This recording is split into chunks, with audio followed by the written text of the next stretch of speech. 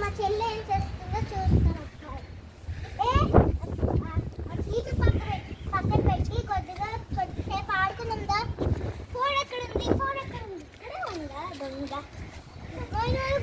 Phone ఏంటంటే నా ఇష్టం, నేను చూస్తా, నీకేంటి ఇదే ఆడుకుందాం అన్నా. ఏం కొట్టావు? నీకు అసలు రూల్స్ ముందుకు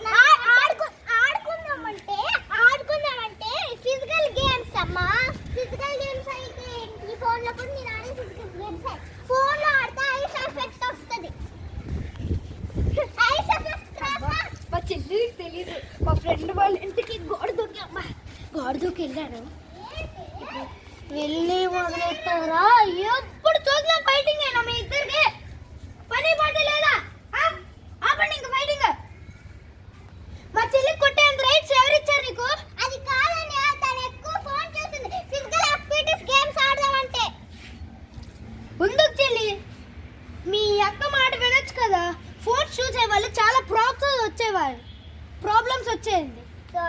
సారీ అక్క, ఏం పర్లేదు.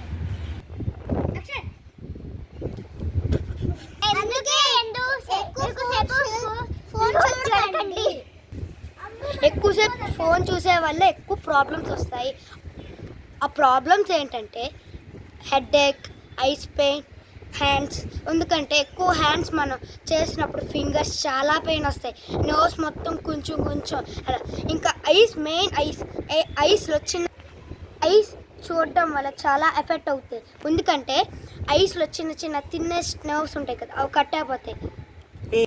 కట్ అవ్వడం కాదు, ఐస్ పెయిన్ వల్ల చాలామందికి సైట్ వచ్చాయి. దానివల్ల అందుకే ఎవరు ఫోన్ చూడకూడదు. ధన్యవాద్. లైక్ అండ్ సబ్స్క్రైబ్, షేర్ మర్చిపోద్దు, కామెంట్ మర్చిపోద్దు. Bye friends.